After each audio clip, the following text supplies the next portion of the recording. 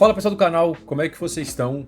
Bom, eu vi muita gente trazendo aqui alguns cortes em cima desse conteúdo que foi produzido aqui pelo canal MonsterCast, que contou com a participação de grandes personalidades do meio maromba, Renato Cariani, Júlio Balestrin, Paulo Musi, e algumas pessoas fizeram um react ou até mesmo aí fizeram uma zoação de forma irônica, coisa do tipo, em cima desse vídeo. Lembrando, eu vou trazer aqui apenas a minha opinião, você pode discordar tranquilamente.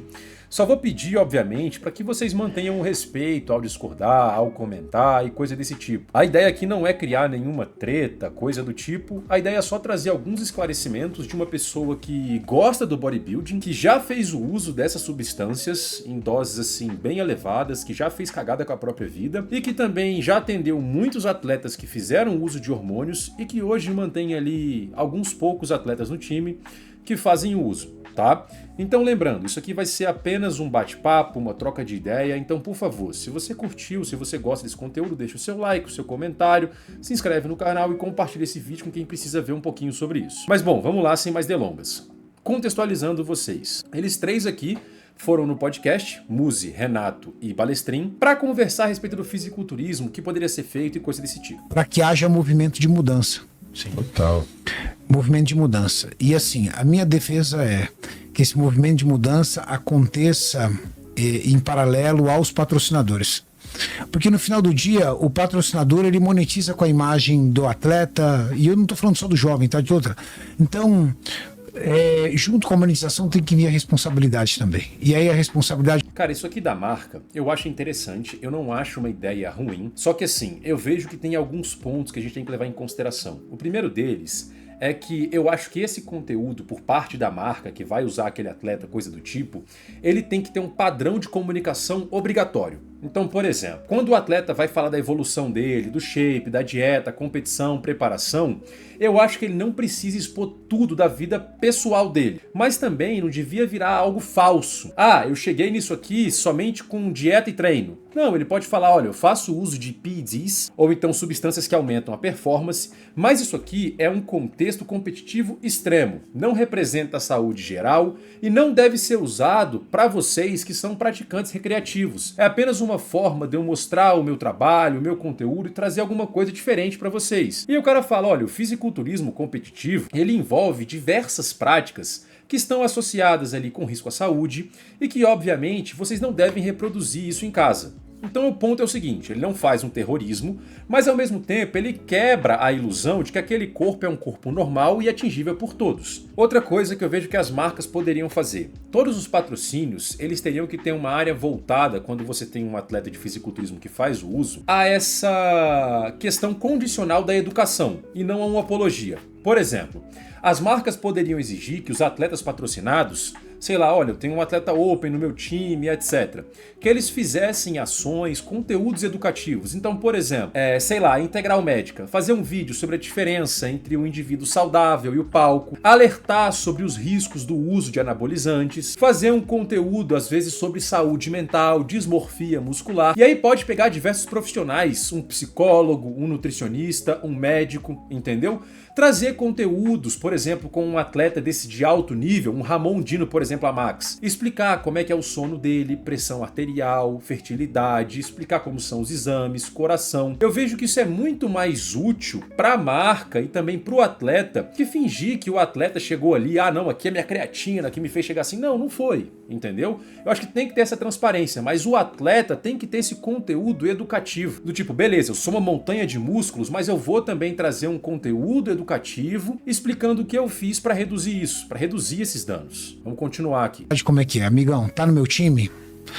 Seguinte, aqui nós temos uma situação, tá? Nós fazemos monitoramento da saúde dos nossos atletas, tá no contrato, tá? Se você não concordar, não tem problema, a gente não fecha, mas se você concordar, a cada 6 meses, é uma relação médico-paciente, tá? Os resultados serão passados apenas para você. E tudo mais, só que o médico tem por obrigação segurar você de uma competição, porque é também o dever ético dele. Ó, equipe, seguinte, não posso passar aqui pela relação médico-paciente exatamente o que ele tem, mas ele não pode competir, tá? Ele não está apto, saudável. Ô Musi, uma interpretação aqui. Talvez na relação médico-paciente, ele não vai poder passar para a empresa qual é a condição médica do paciente. Mas ele tem o dever ético de chegar para a empresa e falar assim, é o seguinte, tá, ele está vetado da competição. Por questões médicas, ele não está apto para competir. E a responsabilidade no médico. Né? Exato. E aí tudo bem. Ah, mas o que... Cara, isso aqui eu acho legal, mas assim, um ponto que eu acho importante também a gente levar em consideração é que o seguinte, de forma geral, todo e qualquer médico que tem uma visão responsável, ele não vai querer que o atleta dele faça uso de substâncias em dosagens cavalares, dosagens altíssimas, para competir no nível que o fisiculturismo exige hoje. Então assim, eu achei legal isso aqui que o Renato trouxe, de por exemplo, o atleta ele só compete se ele passar em critérios mínimos de segurança por parte da equipe médica. Pressão arterial, hematócrito, função hepática, perfil lipídico, função renal, um eletrocardiograma com strain, inúmeras análises para ver se aquele cara tá apto. Isso é maneiro e tem que ter esse fortalecimento da parceria ali, como nesse caso o profissional que acompanha. Ele tem, olha, aí você pergunta para ele os exames estão... Mas abre outro problema. Pronto, aí então. cerca. Abre outro problema, desculpa interromper. Porque assim, então, mas aí qual que vai ser o limite então? Qual que vai ser a base de marcador? Porque um atleta de fisiculturismo... Pra mim, base de marcador é aquilo que corre risco de vida, hematócrito alto, corre risco. Mas quanto que é? Porque assim...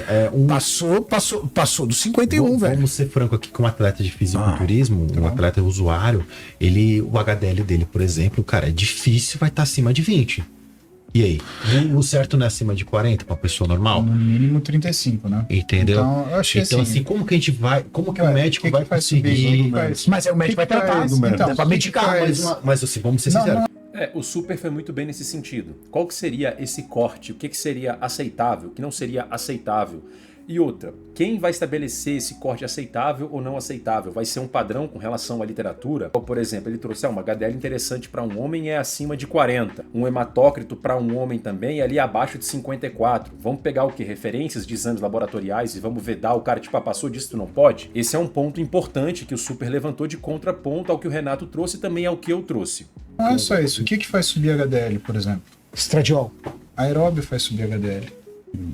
Aeróbio faz subir HDL. Exatamente. Outra coisa, e não é só HDL, eu acho que a gente tem que ver HDL, tem que ver relação HDL-LDL, tem que ver SHBG. Então, SHBG menor que 20, cara, tá ruim.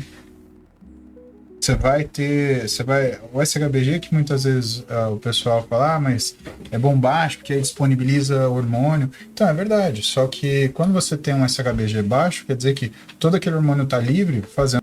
Cara, esse SHBG aqui eu já não concordo tanto. Eu acho que tem marcadores um tanto quanto mais interessantes para estar entrando nisso. O que eu faria pensando num contexto onde eu acho que seria válido pensando no atleta de fisiculturismo? Primeira coisa é o seguinte, eu vejo que hoje esse uso ele existe. Não tem como a gente impedir o cara de utilizar, isso é fato. A gente pode tentar criar um cenário mais responsável. Muitos atletas de fisiculturismo, isso aqui eu trouxe até 2 trabalhos pra gente conversar. O primeiro deles é esse aqui. Nessa redução de danos em indivíduos que fazem uso de PEDs, eles trazem aqui, ó, muitos homens, eles hesitam em ir na medicina tradicional porque eles têm medo de ser julgado por conta de uma certa exposição, não ter essa confidência ali médico. E assim, um ponto importante é que muitos médicos não têm competência para tratamento de indivíduos que fazem uso dessa substância. Então, o que eu vejo como problema central? O usuário de esteroide, ele já não confia no sistema de saúde.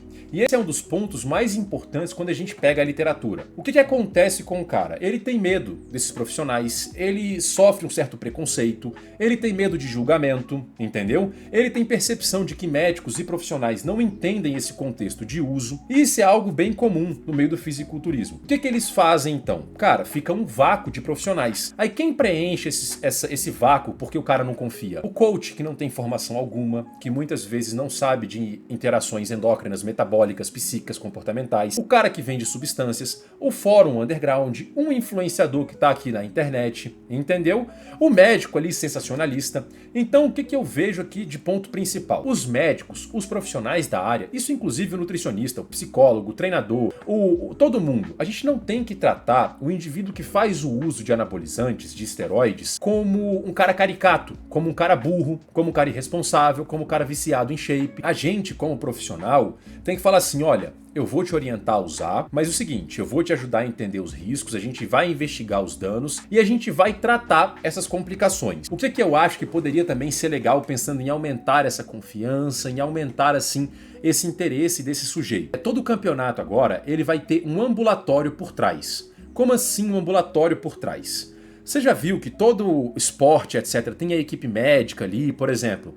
Na Fórmula 1, tem a equipe médica se o cara bater o carro. Numa luta, se o cara toma muita porrada na cabeça, apaga, tem a equipe médica que chega lá. O que é que eu vejo que tem que ter? A gente tem que ter uma equipe médica também no backstage. O backstage do campeonato, na minha concepção, ele não pode mais ser só aquele negócio de, não, vamos besuntar de óleo, vai ser ali pra gente comer, vai ser pra aquecer e coisa do tipo. Não! A gente vai ter, nesse caso, uma equipe médica ali atrás, muito bonitinha, bem específica, para caso aconteça alguma coisa com aquele atleta no palco, por exemplo, entendeu? Eu acho que esse é o primeiro ponto. Pelo menos eu já frequentei muitos campeonatos e eu nunca vi equipe médicas muito robustos ou coisa do tipo lá atrás. Mas enfim, vamos continuar aqui. Tem um HDL. É assim, um TGOTGP 100% também, dentro do parâmetro normal. Então, pro médico fica complicado ele canetar ali, colocar o nome dele na reta e falar assim, não, isso aqui é normal, isso aqui não é, entendeu? Porque o resto não faz nada. O número de testosterona, ele também você pode ter uma série de números diferentes. Mas, por exemplo, você tem Cara, eu concordo também com isso, que nenhum médico vai querer colocar o dele na reta. Mas eu vou trazer uma analogia para finalizar o meu pensamento, tá? De acordo com o que vocês estão falando ali, que é o seguinte. Vamos fazer um paralelo quando a gente pensa em esportes que também envolvem outros riscos, como por exemplo a Fórmula 1, uma luta. A Fórmula 1, ela nunca ficou segura como ela é hoje, porque os pilotos falaram assim, não, vamos tomar mais cuidado, vamos acelerar menos. Não. Ela ficou mais segura por quê? Porque aconteceram acidentes muito graves, como por exemplo a morte do Ayrton Senna. E aí a FIA, que é nesse caso uma agência que faz medidas de segurança, começou a trazer regras com relação à cockpit do carro, com relação à estrutura dos carros, com relação, por exemplo, à barreira que vai ficar ali na pista, entendeu? Outra coisa também, quando acontece uma tragédia, igual aconteceu com o Gabriel Gunley, esses comitês, eles não simplesmente falam assim, putz, que merda, hein? Vida que segue, que tragédia. Aconteceu. No geral, no fisiculturismo, quando um atleta morre, passa mal, desmaia no backstage, coisa do tipo, ele só vira uma fofoca, só vira uma nota de pesar por parte de Instagrams de notícia no fisiculturismo, fica em silêncio, especulação por parte de grandes personalidades como Muzi, Balestrin, como Renato, entendeu? O que eu acho que tinha que ser feito? Isso é a minha opinião, lembrando, você pode discordar completamente. A gente tinha que criar, talvez, tá? Essa é a minha opinião, um comitê independente para a segurança do atleta. Como assim, Thales? Iria criar um comitê que não tivesse nenhum conflito de interesse evidente. Como, por exemplo, organizadores de show, com federação, com marca, com atleta que quer subir, com coach que quer resultado, coisa do tipo. Ou seja, seria realmente um comitê independente com diversos sujeitos ali que eles não poderiam ter nenhum vínculo direto com o fisiculturismo de forma robusta. Por exemplo, seria o cara que entende, mas ele não pode ter um patrocínio, ele não pode ter atletas, ele não pode competir, enfim, ele não pode ganhar com isso. Como, por exemplo, a gente pensaria no contexto de esportes de luta.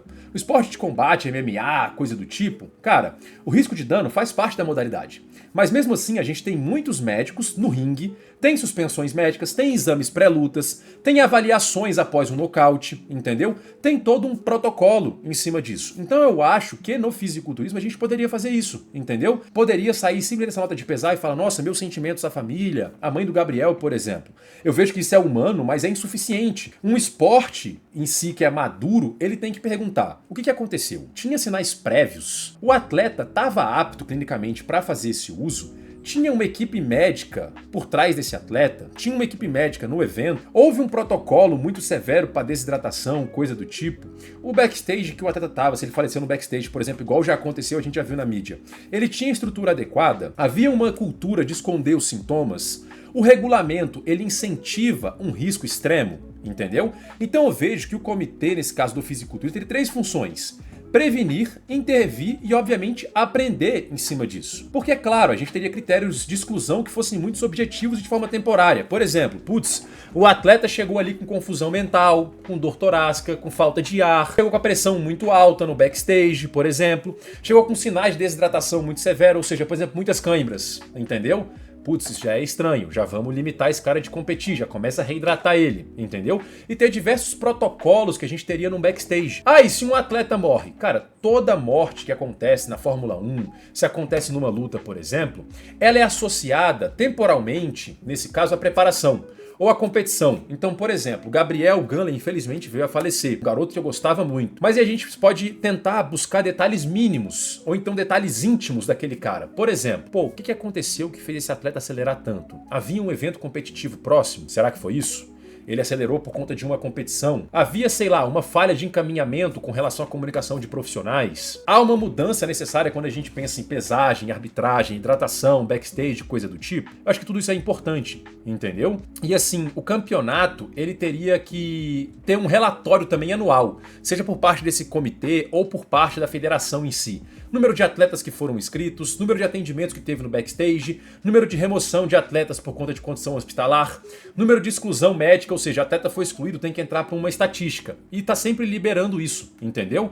Hoje, todo mundo discute, cara, com anedota. Tipo, porra, eu conheço um cara, eu vi um fulano que morreu, o cara ali que passou mal no backstage. Não dá pra ficar assim. Aí fica, o álcool mata mais, o futebol também tem risco. Não, a gente tem que ter dados, tem que ter relatório, entendeu? Todo esporte começa a discutir com dado, então vai ser tudo bem delimitado. Ah, quem vai fazer isso? Pode ser um comitê independente. E outra coisa, as marcas, elas teriam que exigir também esse padrão. A gente só patrocina evento, por exemplo, eu quero patrocinar a NPC. Beleza.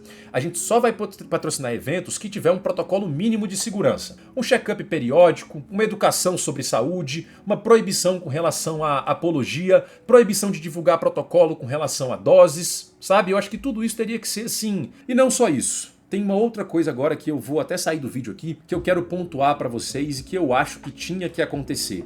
Lembrando, opinião 100% do Thales, tá? Mais uma vez, não quer dizer que isso está certo, que isso deve acontecer ou coisa do tipo. Quando a gente pega o Nick Walker, você olha para esse atleta e você fala, caralho, o cara é gigantesco, imenso. Mas você consegue ver aqui um sinal claro de palumboísmo, essa cintura muito bem dilatada, um sinal grande de varizes aqui. Então o que eu vejo? Aqui é uma das mudanças mais difíceis que teria que acontecer. Por quê? Porque seria uma das mais importantes. Enquanto a federação, os critérios de julgamento valorizarem o atleta mais volumoso, mais seco, mais alienígena, entre aspas, cara, o ambiente vai sempre empurrar o risco para cima. Então o que eu acho que as federações poderiam fazer, na minha humilde concepção, mais uma vez? Olha, vamos colocar critérios aqui bem claros de proporção, de simetria, de apresentação no palco, de linha, de condicionamento, sem uma aparência de exaustão, entendeu? Uma estética sustentável para aquela categoria. Vamos penalizar quem tem questões grotescas. Então, por exemplo, Nick Walker posou ali, viu aquele barrigão? Já está penalizado, entendeu? É uma aparência incompatível com a proposta do fisiculturismo, sabe? Eu acho que tudo isso tinha que existir. Inclusive, há um tempo atrás, uma atleta minha competiu e eu escrevi alguns critérios que eu traria de mudança para as federações. Por exemplo, ela competiu na biquíni, então teria vários critérios, shape, linha, proporção, glúteo posterior, condicionamento compatível, muscularidade, apresentação e pose, e teria um peso em cima disso. E o que eu avalia? Estrutura em X suave, cintura visualmente controlada no caso aqui da biquíni.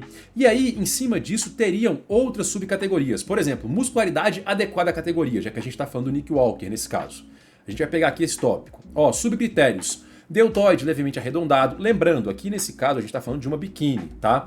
Glúteos e pernas com forma atlética e os árbitros iam pontuando isso. Costa desenvolvida sem excesso de densidade, por exemplo, no caso de uma biquíni, ausência de volume excessivo para a categoria, ausência de falta clara de massa muscular. Então, por exemplo, o glúteo da biquíni está faltante ali, sacou? Então acho que esse que é o ponto, a gente tem que ter toda essa mudança estrutural. Mas enfim, essa é a minha contribuição, fiquem à vontade para discordar, fiquem à vontade para trazer contrapontos, só peço que vocês mantenham o respeito e a ética, beleza? Um abração e até o próximo vídeo.